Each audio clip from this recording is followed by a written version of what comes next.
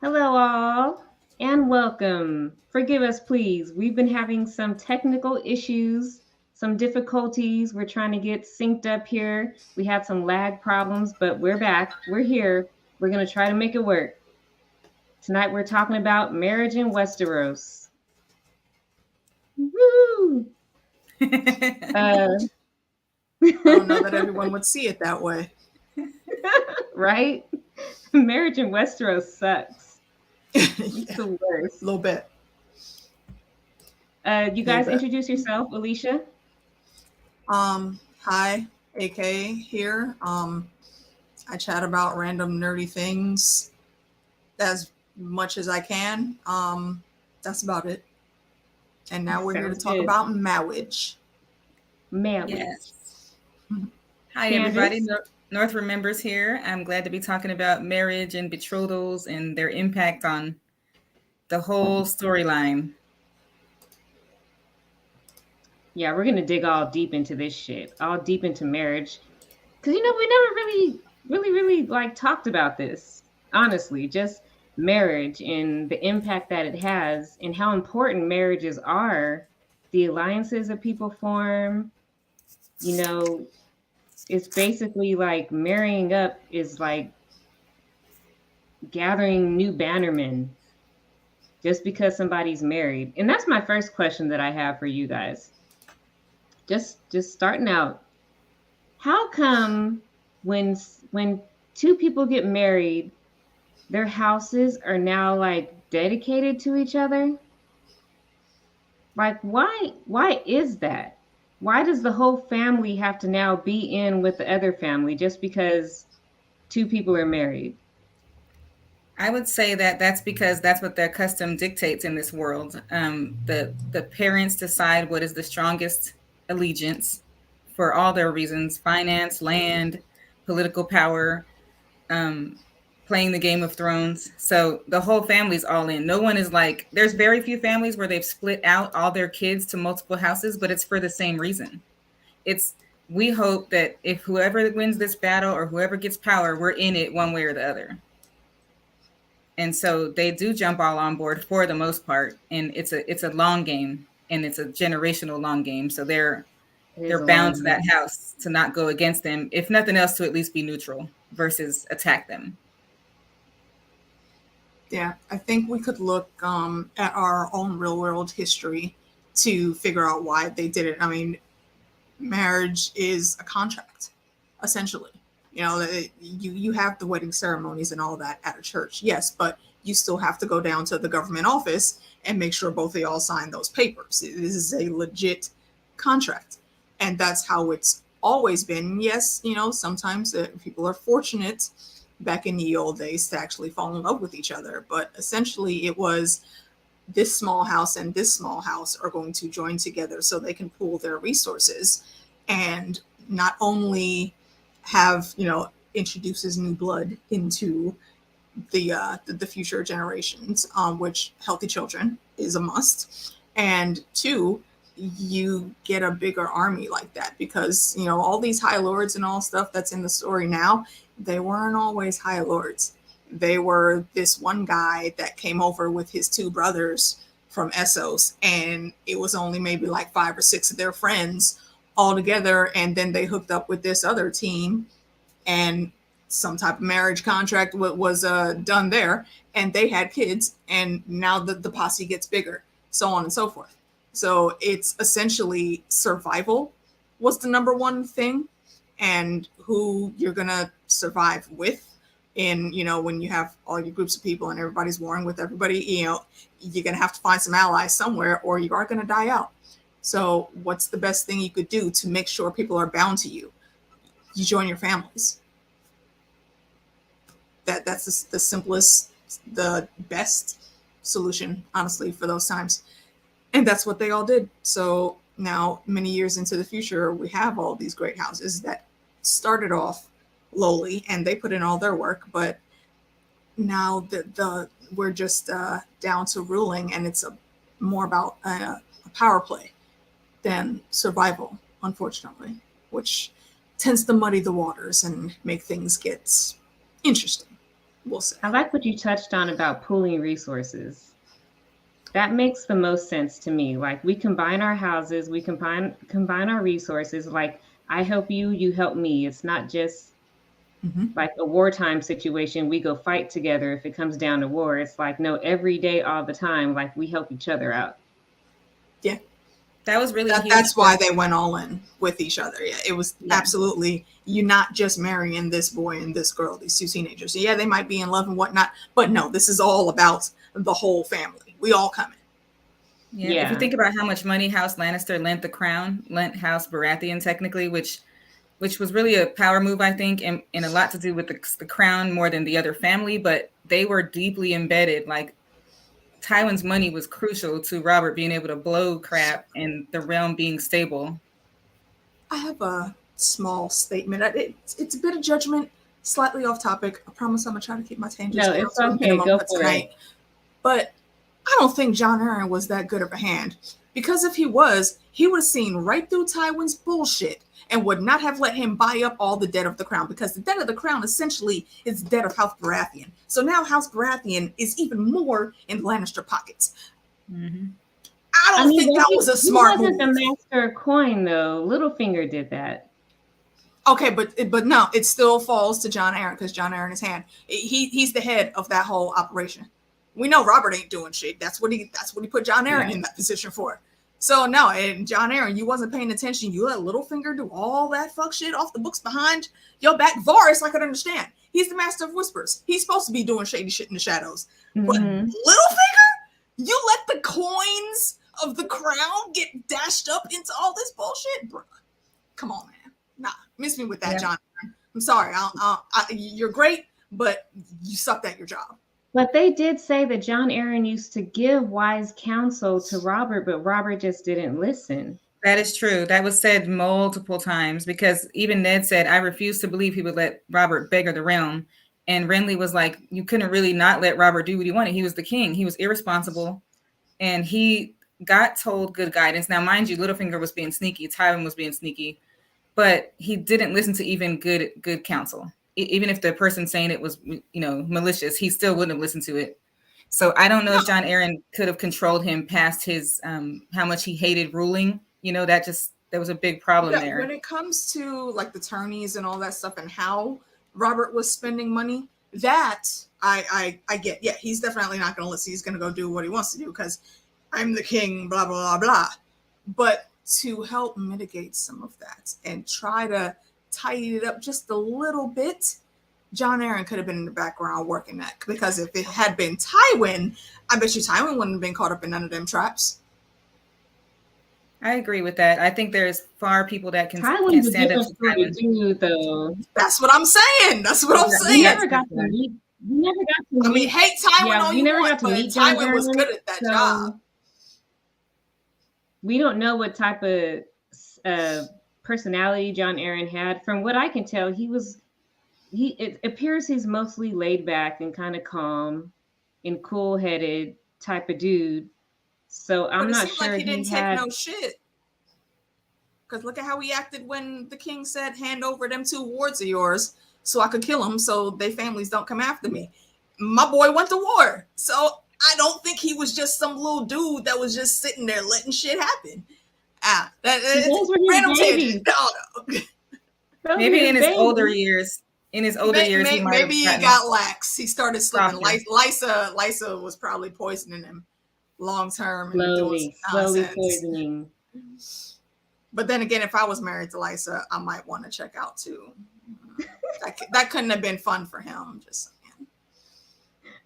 Okay, tangent over. But speaking of marriages, I wonder about their marriage. Like, I wonder, was it loving? No, obviously she was not. She impossible. She was in love with Patire. She wanted Patire Baelish from the jump. She was hot, and her dad made her marry for power. House Arryn in the Vale. Pregnant.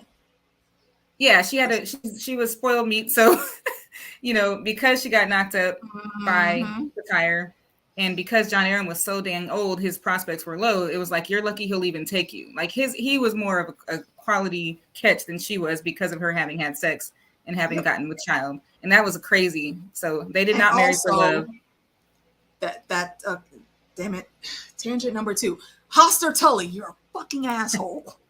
Okay, that's the worst. That's my only tangent to do with Hoster, man. That guy. The worst. Ugh. But when you think about it, House Tully and Aaron are kind of on the same level as far as like the ranking of the houses. Like neither one of them are like high houses. So it was a good union. Oh, they were high houses. Well, no, yeah, they were high houses. He was the warden Yeah. of the Yeah, they are high. Yeah, because they run the Vale area. River Run. They were on equal River footing Run and the Vale. at a high level. They had They banners. ran those locations. Yep. That's true. You're right. So but still, they're still even footed. It was a good match. Yeah. It was. Yeah. I mean, logically, it definitely was. Yeah, when you take love out of it and what we would think of in our society, it was good planning on Hoster Tully's part, and to make sure his daughter wasn't left with no husband, because that's such it's such a place of strength in their world to have your female children attached to another house. Otherwise, they're just out there being made fun of, and no one respects them, and no one's protecting them. And the older you get, the less likely you are to marry off. It's just a crazy world. I feel like Hoster read the room correctly. Won't nobody check off Elisa. He was going to have a hell of a time marrying her off. This was going to be the same issue that Tywin had with Tyrion. Sadly, I don't, nothing against her. I mean, well, there's plenty to put against her, but nobody was checking for her because all of the good, sexy shit, that all went to Catelyn. And then there was Lysa. Nobody was looking for Lysa. Peter, obviously, Pitaya. Peter wasn't looking for Lysa. He had a drunken night with beer goggles, and he was like, Catelyn, I've always loved you. You know what? See, this is the one time I will actually be in Littlefinger's corner. I will call that what it was. People probably won't agree with me, but I don't care. No, she raped him. You totally violated him. She took that man was high on milk of the poppy. He couldn't even move because he just stood up dumbly to fight one of the best fighters in the North and got his ass handed to him. Got split down from his neck to the top of his groin. That boy couldn't run. He didn't even know what was happening. Like, nah, Lysa, Azkaban. Lysa is sentenced to Azkaban. As soon as I catch her, that's where she's going. I don't care about the sky cells at the Vale. No, those are too cool for her. She needs to go. She needs to go to Azkaban and have a Dementor suck out her soul. She gets no passes from me. Doesn't Lysa at least have big tits? Big titties ain't enough for you to get away and be pardoned from rape, ma'am. I see what you're trying to do, Jackie, and I like titties. I appreciate that you put that out there, but she's saying that she wasn't necessarily unattractive. As a matter of fact, when Catelyn sees her, Catelyn comments on, or at least thinks to herself, how she's let herself go. So I think that she was not an unattractive prospect. It's just that she wasn't the prettiest sibling. She had the auburn hair. She was a Tully. They weren't said to be unattractive. She had the same hair, same eyes. Yeah, there was commentary that she had really gone to shit. So, like, I think there was obviously a youthful, beautiful version of her before her dad married her off. She had the trauma of all those miscarriages. Not beautiful and enough. Just her path was horrible. Her experience was horrible. I do feel a little bit for her because, who the hell wants to be in their prime coming of age and you get married off to this 50-something-year-old dude who's damn near the same age as your dad, and he's already had kids. Yeah, and then you see your sister with this younger husband. That? Your sister gets a husband of her own age, right? Like her betrothed died, and she still gets to go be with this young strapping lad. He's still yeah. I mean, Ned wasn't not a catch. He just wasn't boasty like Brandon was. Yeah, no, there's nothing wrong with Ned. Ned's perfectly fine. No, Ned has never seen kids. He's not very clearly because he has 6 kids. They went to work, obviously. I mean, I guarantee you, Catelyn was pregnant when the red wedding happened. Because I don't think that sex scene. I don't think Wait, what's the timeline on that? Quite a while, because they were at war for quite a while. Yeah. You're right. There's something in that timeline though. I have to go back and check my old tinfoil, where and it wasn't me. It's not me that came up with that. Although I like the theory and it fit in the timeline that I remember, I just don't remember where exactly I got it from. So I got to go check that out when we do our tinfoil thing. Tinfoil episodes must Have come you back. heard the theory that Catelyn was already pregnant by Brandon Stark? Yep, I subscribe to that. I think Rob is absolutely Brandon's kid. She all but says it in the story. A lot of people dismiss it, but I'm of the camp that, yeah, that's absolutely Brandon's kid. You don't say that man's name with every other kid. When she's talking about Arya, you know, she says Ned this, Ned that, Ned this. But then we get to Rob and he finally starts to look like his father. Huh? Yeah. And then she's like, but Ned did a good job. Like in the next sentence, then she says Ned's name. Yeah. I'm saying. George is real good at putting in them little, he's real good at putting them little things in there. And Brandon was not shy. Brandon was, there are so many bastards of the North that we have never met. Brandon was slinging it left and right. Brandon was slinging dick from Winterfell to the Rills, let me tell you. He was slinging them like nunchucks. Not the nunchucks. Bruh, you know he was. Girls. I will argue, fight me all day on that, anybody. Brandon was out there in the North slanging. There are so many Snows out there that we just never met in the story because they didn't have anything to do. How cool though would it be to meet some of his bastards in the story? Like, here's the thing about that. Dorne and the North are the only two places that consistently keep their bastards close. Except for the Targaryens, but they're not in this part of the story. The only two, and I feel like that's for a reason. Even way back when it came to the Conquering, it was the bastard brother, a Snow, of the Lord of Winterfell, that was doing the parlaying with the very important parlaying with Aegon the Conqueror. So they always grow up with their whoever their daddy is. Usually it's the Lord of Winterfell or whoever is the Prince of Dorne. They always keep their bastards close, and I think I don't know if that was consistent throughout history, though. For the parts that were the important parts, we've seen them. Because Catelyn says that most men have bastards, but this is a Stark. They don't bring them home. That we're dealing with. They don't bring them home, except these motherfuckers here.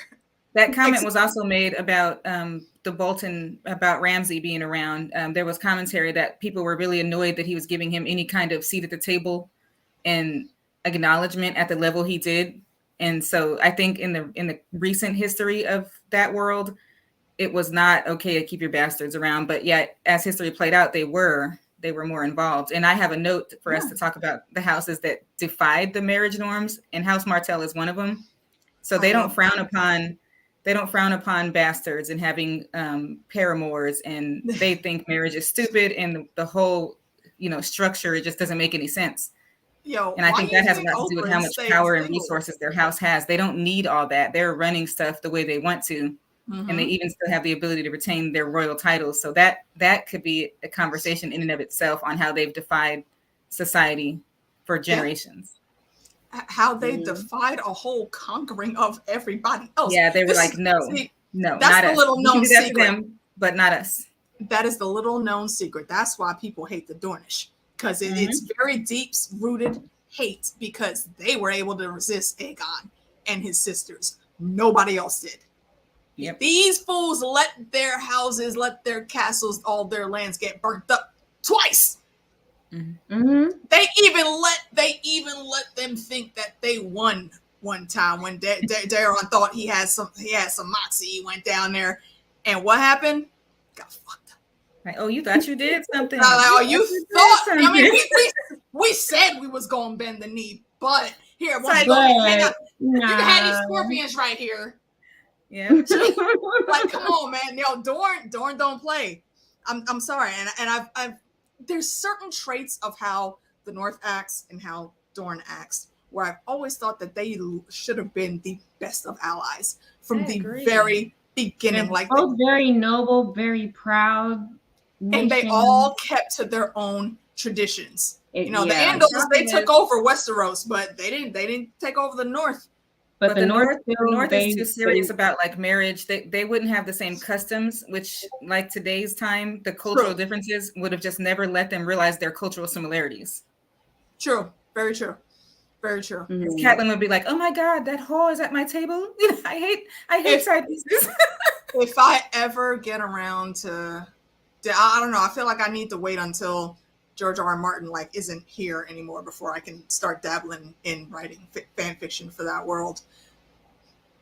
Yeah, I'm gonna do some random thing. So, I don't know. Rob might have to get a sand snake or something. Him and what's the girl's name? Ariane. Rob and Ariane. Actually, that would be a really in my head. Ariane looks like Salma Hayek. Does anybody else have that visual? Ooh, I do now. Salma Hayek in Dusk Till Dawn. Like, I definitely I'm do not now. mad at it. Yeah, I do now. Actually, she looks. I don't know if you've ever watched any of the ladies from Direwolf City. That's a gray area, and her crew, Alicia, actually looks very closely to the fan art that has been drawn of Ariane Mattel. okay. Interesting. Yeah, just look that up. Yeah. I don't know if any of them are going to see this stream, but hey, ladies, if you do, shout out and go check out Direwolf City because they're awesome. So if you form alliances with every marriage, say I'm a lord and I've got 5 daughters and I marry them off to 5 different houses. Now I'm aligned with those houses. What happens if those houses start beefing with each other? Like, what do I do? It seems to be a case-by-case situation. So Lysa and Catelyn are prime examples. Their houses would not, Lysa wouldn't allow the Vale to fight for her sister because it was her sister's husband who had started the war. Technically Catelyn did, but it's case by case. Like she made that decision. Her husband, Jon Arryn, if he was alive, would have helped, I'm sure. He would have quickly. He would have either squashed it through his role as Hand before he died. Mm-hmm. Or obviously it wouldn't have happened because he would have been alive. But the way that it plays out is like not everyone does that. Like the Freys, I believe, have people across multiple houses and they don't fight each themselves. But there's a worry that they could with all those bastards there. And that's a part of the problem of this kind of society that we're seeing in House of the Dragon. When you have your pure born and then your natural born, there's more likelihood of beef within the line. But technically, they're supposed to back each other up. Which is how we got to the Blackfire Rebellion. Strategically marry off multiple siblings so that there would be a likelihood that they're like a bigger union. Yeah. And yeah, Jackie, you're right. Yeah, that's when you get those cases of like Big Walder when he killed Little Walder. Yeah, because then it's all the line becomes muddled. I don't think it's as muddy now. I honestly don't think that there needed really to be a great council. How we started House of the Dragon, I think Jaehaerys just didn't want to make the ultimate choice because we know who should have been on that throne. We know Auntie Nisi should have been running shit. Auntie Nisi should have been running shit. We know that. Rainy. But Jaehaerys was too much of a little bitch to do it, which is why I'll forever love Queen Alicent because she was a shit. She was like, oh, word? Okay, let me go fuck off to the north for like 2 years and not give a fuck about what this dude is doing. My man's had to go and beg her to come home. God damn. That's what happens when you marry a bad bitch and you don't do what the fuck she say. So how were the Targaryens always able to marry within their own bloodline and rarely branch out to make these alliances okay. They had They dragons. have They conquered, Stones. and people knew what they could do. So anybody who was thinking about hating on them and not wanting them to be in power was afraid to say it, was cut down if they said it. And Mhm. you can't, no weapons could really form against the dragon's power. Like, it took them years and generations to figure out how to kill them. So yeah, they Yeah. didn't need to. They were very arrogant about it. They were very arrogant about keeping their line strong, and they didn't care who they were offending most of the time. Because there are, Some, instances where they do marry outside of their family, but it's not But the then it's like common they had a little practice. not they had a little enough. tie to them. Yeah, not enough. I feel like a lot of times when it comes to House Targaryen, there's so many better choices that could have been made. First of all, how did they ever handle fostering? They did not take I wards. don't think that they didn't get take into that. or They were give taking a the bunch of ward was wards, which I think that's a big thing because obviously, of course, the siblings are gonna fall in love with each other. Y'all assholes don't let them go nowhere and meet nobody else up until they're like 15 to 16 when they're already in love and they can get married by the time they turn 14. So I think that was intentional because taking wards is similar to marriage. Absurd. Taking wards is similar to a marriage pact in that you have your Ned Stark and your Robert Baratheon growing up together. They're basically bros. They have each other's back. Yeah.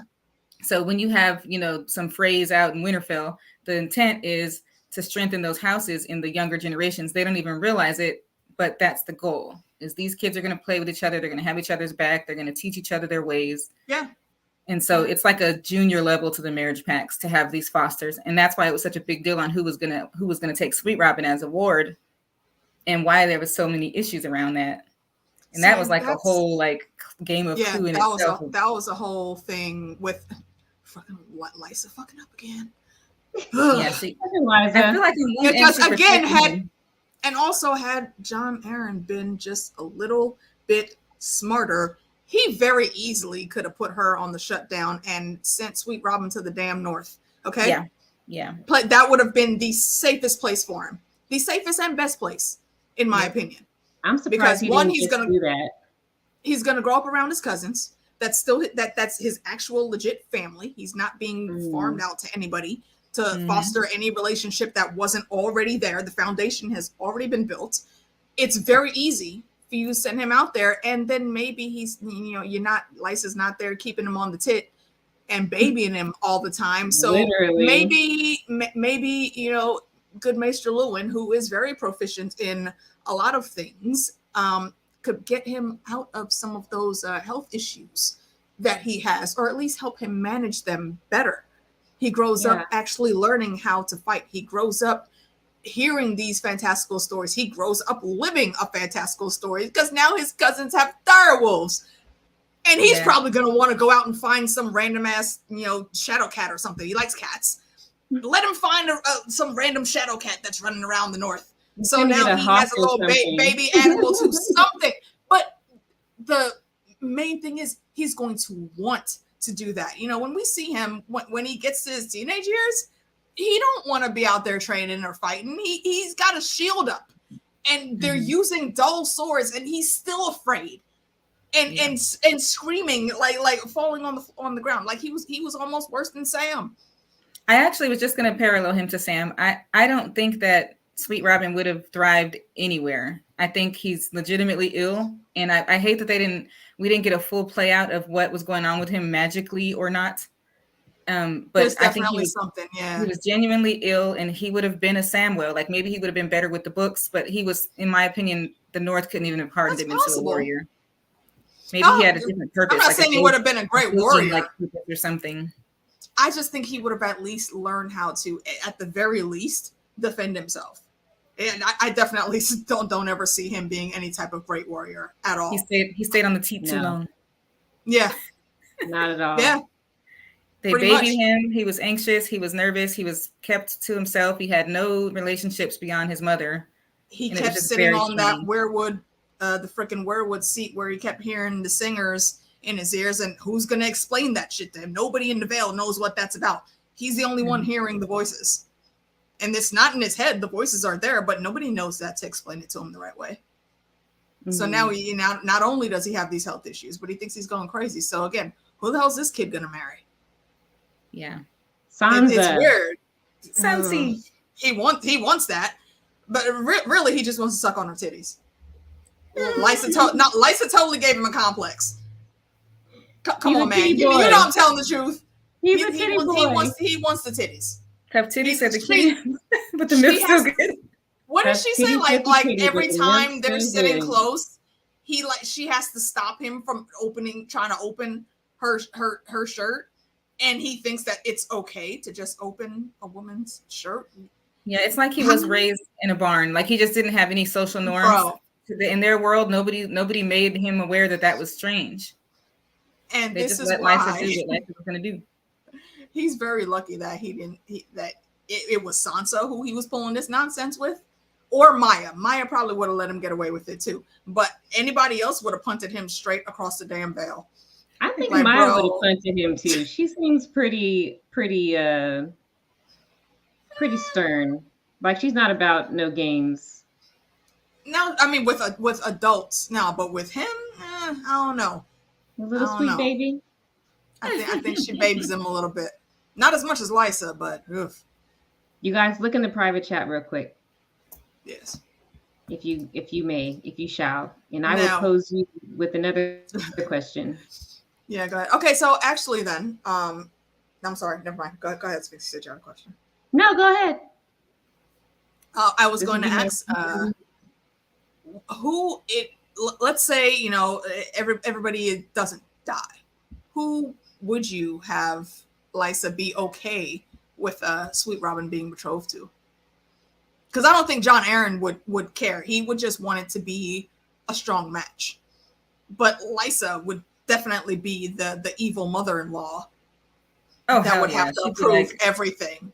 Yeah, she would be she's the Karen of Westeros. It would have been a good match for him to marry Arya. No, Arya would he would not make it past. I'm not saying they would get along, but politically speaking, Stark and Aaron coming together, that would have worked. No, I get what you're saying, but that would not. That wouldn't have went on for too long. Not that Stark. I was gonna say, yeah, Arya would have only minded her P's and Q's for so long. Once her patience ran out, If it was going to be a Stark, Sansa would have been most appropriate. She would have been the most to deal with him and treat him like she did, like a motherly, sisterly figure, and keep him in his boundaries. But in the world at that time, House Aaron and House Stark were already pretty strong, except that her sister was a biatch and she wouldn't back her up. But otherwise, they already had that alliance, so that necessarily isn't a strong power. They didn't, though. How were they aligned? Because of John Aaron married to two houses. That was supposed. That's how that was supposed to work before Lysa went crazy. Yeah, like Lysa was just. That was why they married them like that, to tie those two houses together. Mm-hmm. Through the not only was Lysa crazy, but she's also listening to Littlefinger, and Littlefinger didn't want the Veiled troops anywhere. How is House Aaron and House Stark connected or aligned? John Aaron because John Aaron fostered Ned. Aside from that, though, like in any sort of political marriage way, there's no connection. That is the connection. They're sisters. Yeah. The connection is with the two lords of the house, and those lords' wives are sisters. It's a familial connection on both sides. Yeah.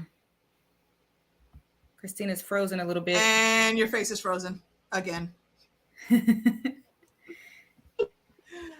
Oh, she's gonna hate that one. But yeah, that's why I was saying that ward relationship is very much the beginning of the alliances, and then marriage comes, when people are of age. But they tend to do a lot with fostering people's kids, keeping them in their houses. But then there's another layer to fostering and taking a ward is sometimes they're hostages, and it's not. Sometimes they are hostages. Yeah, so it's one or the other. We're doing this to get stronger, or we're doing this so you don't buck on us down the road. And that's technically what Tywin was looking for, wanting to take Sweet Robin. It's a Theon Greyjoy situation. Yeah, absolutely. I think Stannis, I believe, was the competition for Tywin. Stannis even would have been a great choice. Honestly. Stannis was where he should have went. If he wasn't going to the north, absolutely, he should have went to Yeah. Stannis. Stannis would have broken Sweet Robin down to the break pads. Break him down and build him. That's what I'm saying. He would have got him together. Oh my that's God. That's why I think those two places. I'm not saying he's going to be any great warrior again at all, but they would get that boy together. He would not be the little weaseling. I don't even know what to call him. That Lysa was raising. He'd be eating solid foods at the age of 12. Yeah. He would. I want to say he wouldn't be craving titties, but you know, sometimes boys just gonna boy, and they like titties like that. So he's probably still gonna be craving titties, but not in the way that Lysa had it. Yeah. Oh my God. You know what? I hate the way they write it in the book. The way it's described is like she pulled out a red tip nipple. It's so gross. Bruh. The visual is like, this lady's gotta be sore. I'm saying George R. R. Martin, just my guy. You tell him yourself. There are certain things that we know you like because of how you word these damn books, bro. So I'm saying. We have questions.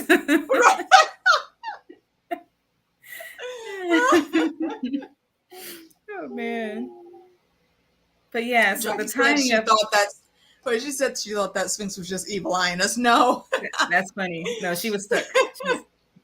Mind you, she has given us the evil eye before. Go back and watch some of our old streams I think she still has some of them up. Jackie C also mentioned that this makes her think of the Frey boy crying about his princess, and that is one of my favorite parts of the story because Arya was like, "Your princess sucks, man. I hope she dies." It was her. Not even knowing that he was talking about her. Like, I'm so tired of hearing about like, bro, you're the princess. And see, and also again, House Frey, how much of a dumbass was this kid? Like, you knew she was a princess, you didn't bother to ask what her name was? Because if you would have said Arya Stark, Arya would have then perked up like, wait, huh? And that would have clued her in a little bit. Yeah, she was kind of clued in while she was in Harrenhal. Yeah. And there was so many times where she almost had the whole story, but then, you know, BS would come in from the soldiers or from the kitchen people, you know, so she kind of didn't know what was going on and who to trust. Not that ultimately she could have trusted House Frey, because they probably would have done her just like her uncle. Facts. When it all came, you know, said and done. But it was just so like well written that this kid hates her. He's mean to her. And he's bragging to her about how she ain't shit, and he's gonna marry his princess, and she'll never have a life like his, you know, his future. And ultimately, it was her the whole time living. You know what? That's another B-side that I would have loved to see play out. Like, let's say everything did go the way it was. She gets freed. She goes home. But then we still got these alliances. Oh no! As soon as she would have heard from her mom, okay, you have to marry such and such and such. She's gonna sit there because it's mom. Arya will buck up, but you know we don't ever see her really getting in outright fights with Catelyn like that. So I think she would have heard what Catelyn had to say. At the very least, she would have went to the feast, and then this little asshole would have walked himself into the thing, and that's when Arya would have been like, "Oh fuck this bitch! Let me tell you what this little motherfucker was doing. He did this. He did this. He said this. He said that." Rob would have heard that shit and then looked at him like. Yeah. And that would have been the end of that. At least in my opinion. What was his name? I don't know. What was that Frey boy's name? I don't even remember. What was it? No, it wasn't Oliver. Who was Oliver? There's an Oliver in this story. Who the hell is Oliver? Oliver was the one that befriended Rob and was gone when they made sure he was squire, away. Wasn't it? Yeah, he wasn't on board with killing him, and so they made sure he wasn't there at the Red Wedding. Yeah. And that was Catelyn's first clue. She was actually so smart, and they didn't listen to her on so many accounts. Another one of the few times I will give Catelyn that shine. She saw the shit coming, but she didn't put enough bass in her voice. Make your child listen to you. I understand he's king, and he thinks that this is a great success here. But first of all, Rob, this marriage situation, and this is the perfect time to bring up Rob and his fucking perfect when marriages go wrong. His marriage was his downfall. It brought down the entire. Where I wanted to go next. Killed the whole movement because of you thinking. Talk about Rob and Talisa. I would argue that he thought with his heart. No, it's the same bullshit. He would have done that. It's the same nonsense that Ned got into, which is why I subscribe to the other tinfoil theory that Talisa was a plant by Tywin, because Rob's gonna do the Wow. honorable northern thing just like his daddy did, and I can he's see that going because to they were the marry Westerlings the in the girl. books. In the books, they were under House Lannister, and Yep, almost nobody from what we know would have gone against House Lannister from that the West. exactly. So they were Westerlings. It was odd that Mm-hmm. he would not be suspicious, and I'm sure that's why they flipped it in the show to not Yeah. to some foreign Essos house, which made zero sense, but made us less suspicious of her. It didn't make the plot go, Oh where did you yeah. come from? Until you search her background and you find out there's some connection she has to the Spicers.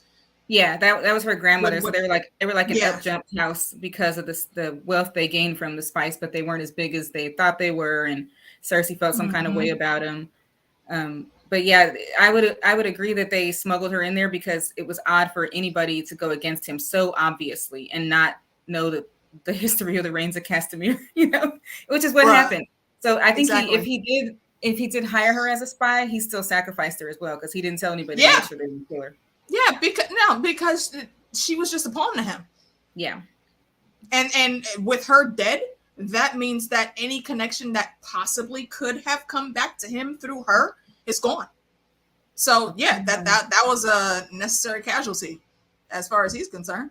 At least if I was in his shoes, that's how I would see it. And Jackie's saying that Jane really did love Rob, and yes, she did. That doesn't mean that she was not coached and put in that position to entice Rob by her mom, who we saw was doing the most. Yeah, she was trying to get her to get her fertile and all that stuff. Like she was committed to that, which is not unsmart. I mean, if he's fighting to be the king, you want your daughter like connected by marriage and by blood and start to have some offspring because that's how this society works. Yeah, I'm not throwing shade at Jane at all. No, she totally does love Rob and is in love with him. It's the machinations of her parents in that situation that I would call into question because they're the ones that are actually forming the world around her. Was Jane pregnant in the books at the time of? It's not it's suspected but never confirmed, if I remember correctly. It's been a few years since I've done a reread though. Jake Cruz says you figure they would have left her alive. They would have had control to the heir of the North, but I'm not sure in the story in the book canon that she was pregnant or that it was known if she was pregnant. Yeah, what they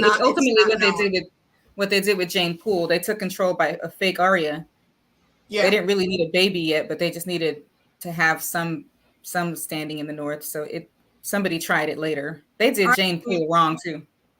Oh, hella wrong. And I know people like to give Sansa a lot of flack on that because she only got removed from Sansa because Sansa got tired of hearing her cry all the time. And what happened was Littlefinger snatched her up and, put her where he put her. I don't blame Sansa for that, though. I don't think that's her fault. She didn't decide to put that girl there. She didn't know what they were doing. And then she thought they took her to her dad, it was so sad. I mean, Sansa was, and also that's a bit of a folly for Sansa to think that they would do something that good. Well, that was when she was beyond naive. She was so naive. True. She was like, "Oh, how nice! Take her to her father. Forget all these murders that just happened to every other Northman in here. But you're going to take her to her dad, who's you really thought that's what was going to happen? Learning the ways of treachery. She really did know nothing. I mean, Cersei was absolutely right about how, and it's weird because Arya had more intuition and common sense about the way the world works than she knew. People were like trying to undress her with their eyes when she was living on the streets. Like she felt and was aware of so much more than Sansa was. Sansa was all like kittens and fairy tales and my beautiful valiant. That's because Arya spent a lot more time around the males. Regular people as well. Like we learned very early on in the Arya chapters, we learned that from being underfoot, which was her nickname, from being under Ned's foot, you could remove Catelyn and Ned from Winterfell. I'd give Arya a good 2 weeks, and have Arya in charge. She'll be fine. She knows how to tell, how to do all of this, how to order these things, where these people need to go, at what time they need to go. She could run that whole castle right now at 8 years old and be fine. She could be little Lyanna Mormont running Bear Island. Okay, man, that's the training that Arya has already under her belt. Those two Sansa, give me however, goosebumps. was not paying attention to that. Yeah. So I see Jackie C's comment. I think she tried to raise Sansa them. different. She tried to raise them the Arya that same. way. I think Arya she said tried to nah. raise them the same, but Arya Arya said just that's- wasn't about yeah. that life. She said, "That's Arya not me." said nah. She said, "You're sewing and I'm cutting. I'm cutting people. I'm shivving people on the yard." Yep. She didn't want to be married off. She and liked to ride see- horses. She didn't like to be a lady in a dress. That was like she was born that way, and Catelyn could not. Take. You can't take the North out of that girl. Yeah, they're the lady that was teaching them, the Septa. She tried. They all tried. Septa Mordain. Yeah, ultimately, like Ned and John understood who she was, and that you can't like make her be a lady. She was never going to wear a dress and be dreaming about marrying somebody. Which is why I love that scene at the very beginning. Well, it's not the very beginning, but in episode 1 when they're doing that training in the yard and Bran's trying to shoot arrows and he's missing. Arya comes out the blue like 3 feet behind the kid with obstructions in her path, manages to shoot in between him and Bran and John, and hits damn near the bullseye. So that's how trained. And is she great on the bow at that point? No, but she's well beyond regular training for a boy boy of that age. Yeah. So that's how you know the work that Arya has been putting in. Again, it's said in the book, and I'm not just making this up. She could run that castle by herself if she absolutely needed to. At 8 years old, that's a feat in that world. So, had things gone a good way, who do you guys think that Ned would have tried to match her to? I don't think that she would have been able to get away with not marrying someone unless she just ran away. Somebody. But then where would she go? Like, you gotta She's not going to be able to escape it. She's going to have to make her bones with something. I feel like he would have pulled a Westeros card and let her choose.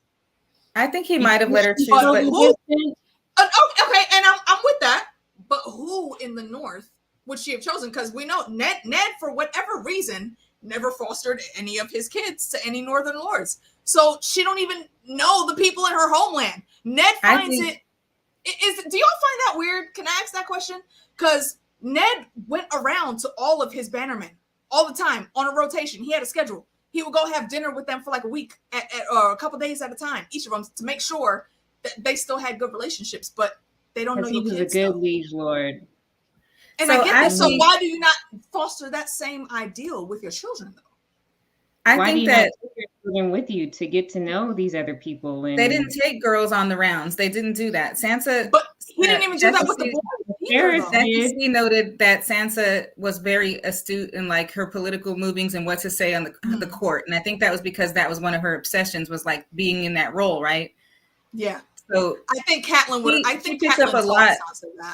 Yeah, she picked up a lot in that respect. Arya wasn't really about the court life and picked up a lot of the day-to-day man's experience and like how to pick apart like what people might be thinking and what their motives might be. I don't think they took either daughter to know them, but I did think it was weird that so many Northerners didn't recognize her, but she wasn't the beauty. She wasn't the beauty that Sansa was. So, and they also thought she was a boy. So the shaving off of her hair, the very basic face that they've described she has, only people who knew the North would be like, she has the face of the North, but they still consider that just the North, not the face of Stark. So I think it had to be written that way for her to be exposed to so many Northerners throughout the story. If she was recognizable with the auburn hair, it would have blown her cover a long time ago. So it worked for her in the plot, but that was weird. And even when she wasn't sure, she could tell him she was House Glover when she freed them, right? In Harrenhal. Yeah. They didn't know her, so how do I know if I could trust them if they're going to think I'm basically a Jane Poole, which she didn't know about that at the time. But, you know, she would have just been put up against somebody else saying she was a liar. And she was smart enough to keep that to herself because she didn't know who she could trust if they knew she was a Stark, if they believed her. Took a second for her to remember that smarts, though, because she was running around fighting with who was it when her and Gen, when they escaped? So that's my favorite thing. I'm talking about Winterfell. Bitch, you were on the run. Yeah. So her adrenaline started pumping, and she started representing for her block.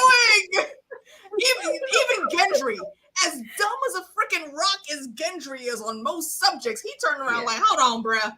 Yeah. What you mean Winterfell? I didn't meet you in no Winterfell. She's like, I said go to hell. Go to hell. Gendry was side-eyeing the whole time. Not Winterfell. He's like, wait a minute, you go off and make water by yourself. Something's off. Bro, if Gendry of all people noticed that, come on, man. Well, the other kids were dumber than him in that way, and they just believed what they saw. She did a pretty good job of covering it up, except for the Winterfell. It wasn't the kids. No, it was the adults that were still around that she had to worry about, and she should have known better. That was such an easy slip up to make. Tangent. Sorry, let me wrap it back around. We're gonna wrap around. We're coming back. It's all good. We're circling back. Bring it around town. Circle the wagons. Bring it around town. Tuck it in. Push it. Pull it out. Okay. Smack it up. Flip it. Rip it down. I hate y'all so much. I love them too. I was wondering if you guys think was it realistic that with everything that was at stake, that Rob still would have married Talisa when there's an entire war that he's waged based on his alliance with the Freys, that just because he liked this girl, he would risk all of that? I have a question. Why is this the only instance that comes up in my memory where there's a marriage that is supposed to be guaranteed after the war? All the other times we've seen something like this come up, every other time people get married then and there. Yeah, they get married away. You have your wedding night. You consummate. You got maybe two, or what did they say? Girl, he was at the Twins. He was right there. He was right there. Why did y'all not get married right then before y'all even marched off? Did they acknowledge that? Because I'm surprised Walder didn't push back on that, but I can't remember if he did. No, they did. They were literally at the edge of the Twins, and they sent Catelyn in riding on the horse to go parlay. But Rob was right there. No, I know, but why didn't Walder Frey demand that the marriage happen? It's funny that understand. Because it's. I think he thought there would be. He thought that the North. Now, mind you, House Stark is known for their honor, which is how he got into this. Because I had sex with her. I must follow. I must now honor her and marry her and make her an honest woman. So I don't think he thought there was. None of us at that point in the story thought Rob was going to do some stuff like that. He's Ned Stark's son, by all accounts. He's an honorable kid, and he's also 14. Took their army and had that big old thing hanging over his head. But making that physical mistake made him try to right it with the marriage, despite the outcome of, he knows Walder Frey is prickly, but he doesn't listen to his damn mama. And Walder Frey has so much power and resources and bastards. So it was a bad. Let's not flip back and forth between books and show. Let's just talk about show. No. Yeah. So there was no premarital sex. Wait, did they sleep together? Who? That's not why he married her, though. He married her because he loved her. So I think it was a bit of both. For where the show is concerned, I feel like it was a bit of both, because he only even slept with her initially because his feelings were starting to really grow for her, and I think that is something where, again, okay, you don't want to listen to your mom, fine, but listen to your bannerman, because Lord Karstark. Well, and Lord Umber, my homie John Umber, they were calling that shit from Jump Street. Like, yo, what I think Catelyn came in and asked for him one time. What the hell did John Umber say? Like, oh, he went and ran off with that bitch, and Catelyn turned around like, what are you talking about? And it's because Rob went on some damn excursion with Talisa to go pick up some medicine from somewhere. To go get some supplies. You are the king in the North. You didn't need to go on that supply run, Rob. Yeah, he was back in your pants. Said, I'm not marrying anybody to war. The most ridiculous toll in history. Seriously, like this was easy. This was really, really easy, Rob. You were beating Tywin at every turn. You had the numbers to make this shit happen. You could have done this shit in a matter of months. He lost the North. He lost his life. He lost his wife. Lost his sisters. Lost his direwolf. His direwolf. Everything. Raven, rest in peace. Because you couldn't keep your dick in your pants. Sorry. He lost so much just because he fell for a pretty face and a slim and waist. You know what? That girl is poison. I'm gonna wrap it back around. I'm gonna wrap it back around to a little part of our first conversation. This is Brandon Stark's kid. This is Brandon slinging dick of the North Stark's kid. Rob, yeah. Again, with the dick slinging. Those damn Starks. Seriously. Because I mean, look, wasn't nobody else I heard doing this nonsense. Okay. And everybody likes to throw all them conspiracy theories about who John's real daddy is. And I've heard some really outlandish ones saying that Brandon could have been his dad. No. You got the wrong son. You got the wrong son of the North on that one. If I may say so myself, shall we segue to R plus L equals J? What about R plus L? What would have happened if they didn't do what they did? Well, it's probably a better question to say what would happen if their marriage was legit and everybody knew it, and what would not have occurred from thinking she got raped and kidnapped and pillaged. Exactly. I don't understand why they thought they had to do it that way, because if you look at all of the evidence, and I'm not talking about just any tinfoil anything, if you look at the way it's written in the book, when it comes to the North and Lyanna Stark and how Oberyn talks about her and that whole situation, all Oberyn says is, my sister loved her husband, the prince, with all her heart, yet he still ran off and shacked up with a cold girl from the North. That's it. This is Oberyn Martell we're talking about. They did this shit at the Tower of Joy. Do y'all remember where the Tower of Joy is? The Tower of Joy is in Dorne. So you mean to tell me that the Red Viper knew these little assholes, because nothing happens in Dorne that Dorne don't know about, just in case you were wondering. He'd be on his spycraft.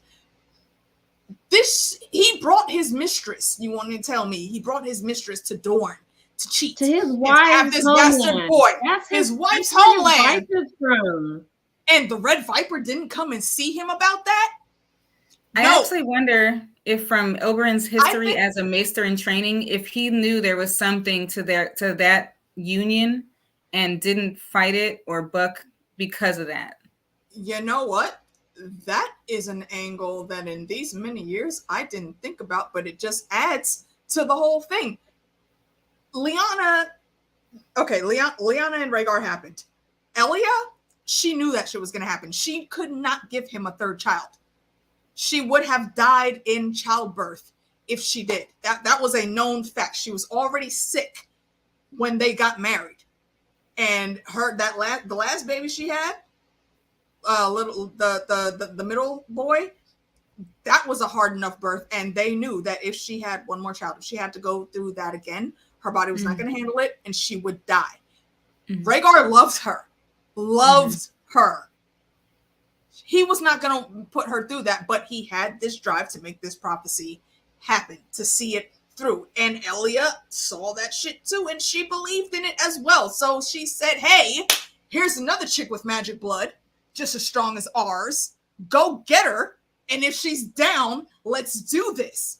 I think she fully gave her blessing for that, because why else would he be okay going to Dorne to do this? Do you know what happens when Oberyn gets pissed off at people? People die. And Oberyn even Oberyn could not be held from doing anything to have any retribution except by Dorne, and Dorne would not have been able to stop him in this case. But nothing happened. They let I feel that like the only other reason that him being a maester played out in the story was because he knows the prophecy too. He knows the poisons, but I think the prophecy part maybe they went there because they knew they had the protection. Like, Yeah. they knew that was a safe place to go, and for her to birth that baby, for Robert not to try to kill it, because he knew he thought she would Robert be has his no one day. jurisdiction Because there. Robert's not going to go to Dorne. I think that Dorne's not going to listen to him. they had the protection of House Martell. Look how mad he was about. Look how mad he was about the Mountain raping Elia. He wasn't ever mad about Rhaegar raping Elia. The only person that thought that was the people in the West. You're right. So that was known to House Martell, in my opinion. And that's why there wasn't a big battle from them towards the Targaryens, because he understood what it was. And I think he believed in the prophecy and was okay with it and probably provided support for them. And I do believe Ariana believed in the prophecy as well. I feel like Rhaegar told her all about it. Yeah. And she was like, look, bro, I understand you need 3 kids, but I can't do it anymore. I can't do it. So you know what? Let's go through the list. Yeah. And all arrows pointed to Lyanna, because Lyanna has that same high level of magic in her bloodstream as the Targaryens and as the Dornish do. And if you don't know why the Dornish have magic in their blood, go back and see what Nymeria and all the people of the Rhonar were doing with their water wizards and shit, and you'll find out why. Can I add a circle back point too? I was gonna say, but we got off on other topics. The person that Arya should have been married to was someone in House Martell, in my opinion. Yeah. Politically. Oh, Quentin. Oh, it would have been Quentin, because Trystane is the heir. Yeah. Well, technically, no, Arianne is the heir, but Trystane would have gone to another closer to home, higher match, and then the next person in line would be Quentin. So it would have been Arya and Quentin. The North could have aligned with Dorne in that way, and I think she could have got down with their unconventional methods and way of life. And also, Quentin is such a mild-mannered boy. He would totally just look at all of Arya's antics and be like, "Oh, okay, I kind of like this." Yeah, I think Arya would remind him of Arianne. Because Arianne, she's hot-blooded like that, just like her uncle, just like Oberyn. And the girls, the Sand Snakes, they're used to strong women. They're used to women not being ladies. They would love Arya. Yeah, she would have fit right in. I mean, she ended up in the East, and she fit right in. Like, she was like, "Oh, you want to teach me how to be a killer? I can do that." Like, actually, and if you think about it, she named her wolf Nymeria. Like, she was about that life. She respected the Dornish history and the powerful women.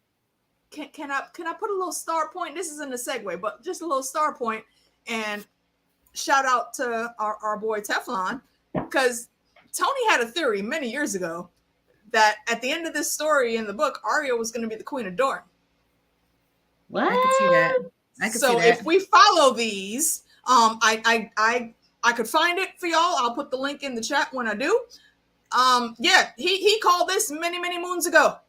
So if we follow our thoughts and then you go watch Tony's video, you're gonna see the evidence right there. She absolutely would fit in. I mean, Dorne as we know it today, Dorne was already a thing when Nymeria came across the Narrow Sea, but Dorne as it is today was structured very heavily by Nymeria. Yeah, as more of a matriarchal society. Maybe not necessarily, but it definitely wasn't patriarchal in the same way. Exactly. And even now, even now with how they do it, equal footing, like anybody equal can footing, rule. yes. Yeah. And they always make sure to not even hold themselves, high above stations that they shouldn't be. Like they're never kings and queens. They're always princes and princesses. It's princes and princesses, but which I think is great. But they maintain title though. Yeah. They're like, we're going to keep our royalty titles, but y'all can't. We might bend the knee. I mean, we say we're gonna bend the knee, but for real, look, we're still princes and princesses Targaryens. Okay. Just so another clear thing on that. I wanted to add was the other place that Arya could have married into if there were men there to marry that has a similar thought process to how she operates is Bear Island. What I'm thinking. Yes. Bear Island, Daisy, her mama, them ladies were tough. They ran Bear Island. They ran shit, and they were fighters. The number one question I've always had, again, with Ned not fostering his kids, how the hell did you not see Arya's personality? And we know Ned saw everything Arya was about because she was always underfoot. Why didn't you send her to Mage Mormont to foster? Yeah. I never understood that. He didn't It send would any have of them. been. It's banished bizarre. Jorah. Like You you know want what to it is? rebuild that trust there with House Mormont. So send Arya over there. You know what I think it was? I think Ned was scared. I don't I think think Ned Ned. trusts anybody, No, honestly. I think Ned wanted to keep his kids close because he saw when he was fostered, when his brother was fostered, what happened with their family. Yeah. And I think he saw that as we were not at home to help protect our father, to help protect our lands. My kids ain't going no fucking where. They staying right here. Yeah, right when here. he says the lone wolf doesn't survive, but the pack survives. But the pack survives. I think so I think it was together. more of that. He didn't want them bonding with other houses like that. He's like, Yeah. I'm gonna do that at another level, but I'm not sending my kid off to the Cerseis of the world, to the Stannises of the world. Like, that's not how he wanted to raise them. Exactly. And I think he didn't see power in it, because why marry him to your bannermen? They already have to report to you. Like, you're not winning anything necessarily. Exactly. They're already bound to you. Because had everything gone the way his daddy had wanted it to go, if all of the fuck shit did not happen, all of the Stark children at that point in time would have been married off to the other great houses. That's what go read up on that Southern ambitions. That was the first theory that I ever read about in this fandom, and I was like, oh shit, okay, this shit is deeper, way deeper than I thought it was. And that's when I really started getting into all of the theorizing and going at a deeper level, looking at this story. That's when I really started loving the world of Ice and Fire. Me too, because there was so much behind the scenes. It's so intricate. It's so intricate, and I so many failed plots. Story and like it's that. like, if that had worked, what would the story like? Change those Choose Your Own Adventure books, like how Stark takeover. Yeah, not even a takeover. The country would have just been running, I think, at a more level-headed pace. And when the long night came, because we still would have had Uncle Benjamin up there at the wall. I think something would have happened where a Stark would have had to been at the wall again, and we would have been getting that info. And when the White Walkers started popping up more and more, that's when we would know, okay, it'd be that great Lion King moment. It is time. And we start having more troops being filtered over there to the wall. And because we have those marriages, segue back in, because we have those marriages and those alliances, it's easy to unite Westeros in a full coordinated front. Just like the 5 forts that were put up across the Narrow Sea to keep out the demons of the Lion of Night, that the wall is that for Westeros. And it would have had its defenders again because of these correct marriages in place. But humans don't always do what humans should do, and it didn't work out like that. Cinnamon Star says they didn't have their house together, Bear Island, so that could be a reason.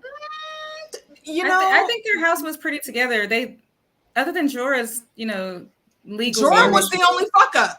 Jorah was on the lam. His dad was an honorable man on the wall. And his dad went to the wall. His dad only went to the wall because he wasn't it. It was after.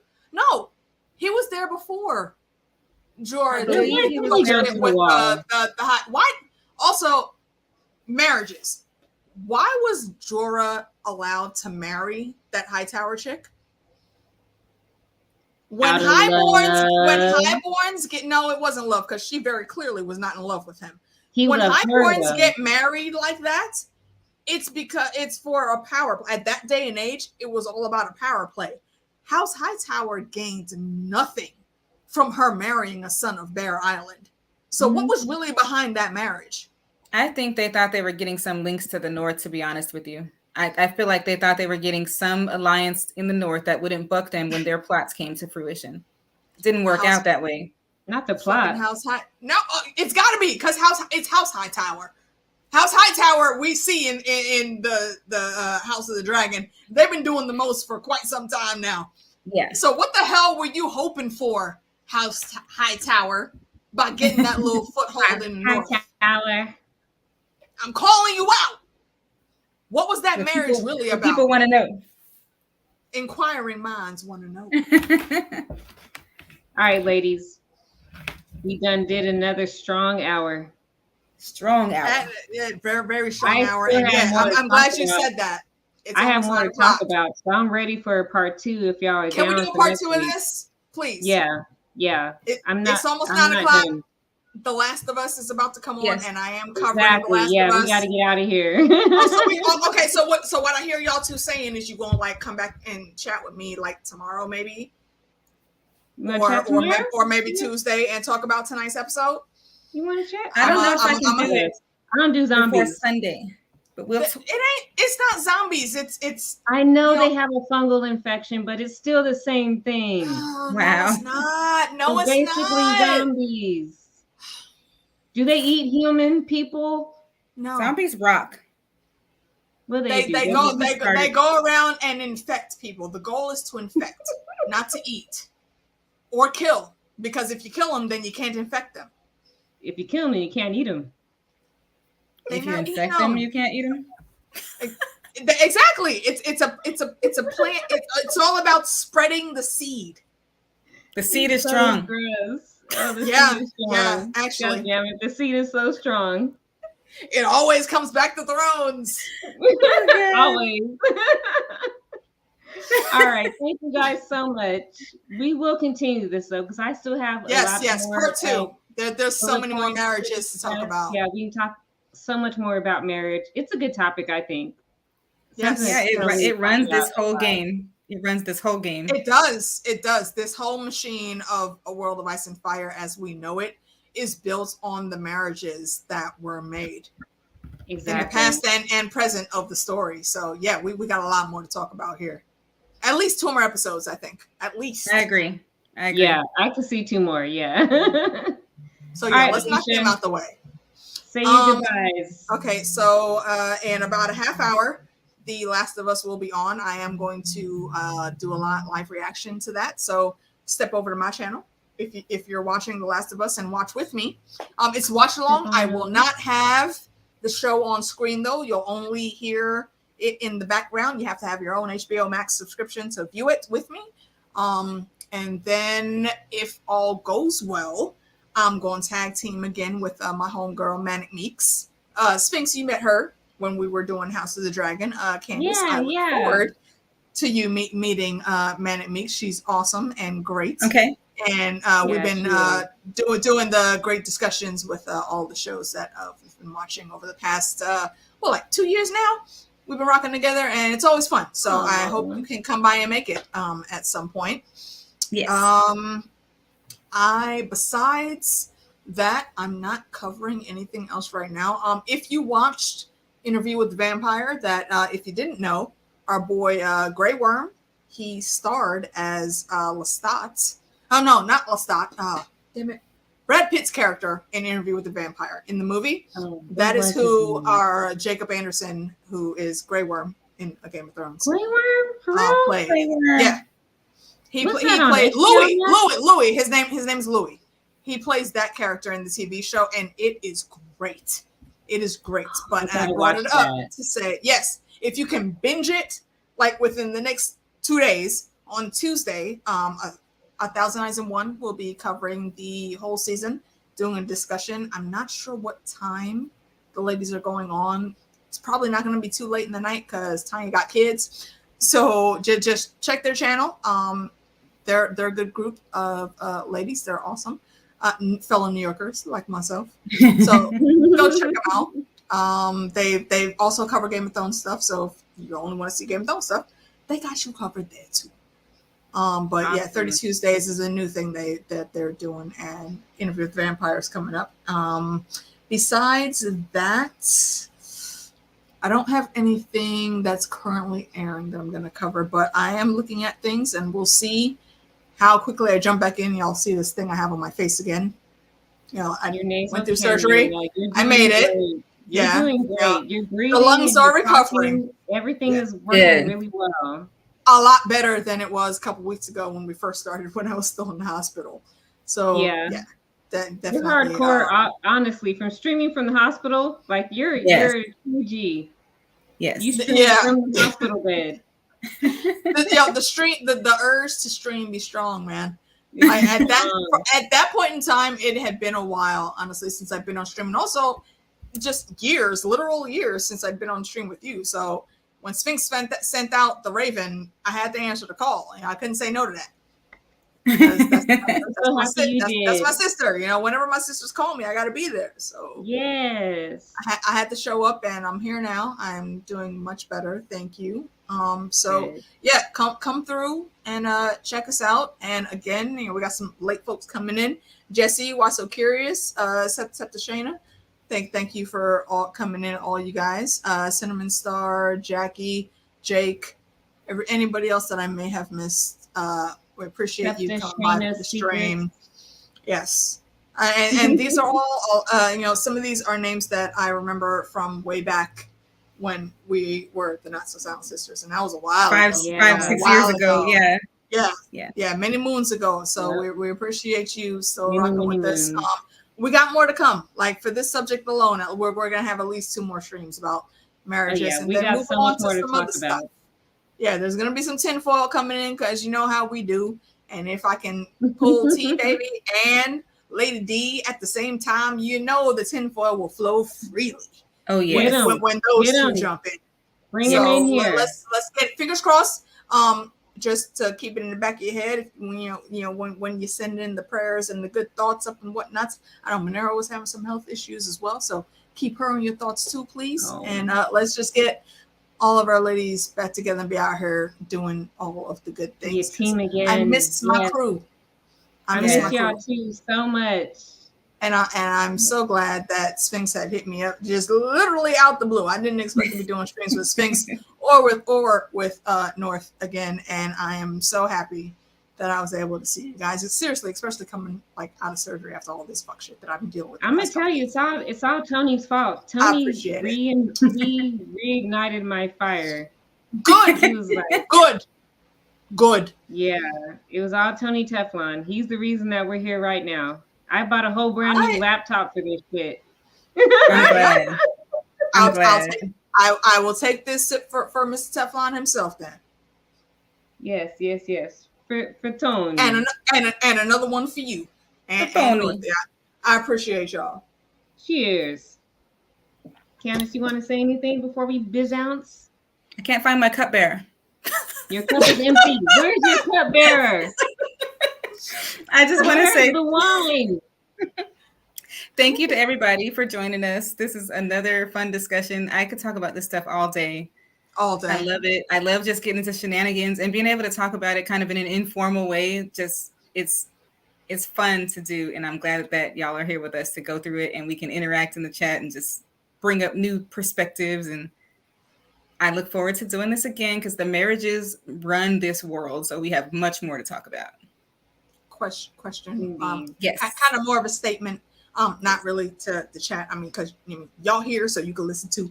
But to you two ladies, though, Candace, I don't know if you know, but I did cover like the whole of House of Dragon season 1 at different. I had a small bit of a different format for the discussions that I did. I always had a special guest on every week, and I kept those guests secret just so it would be a surprise for everyone. I had 2 staple folks with me though.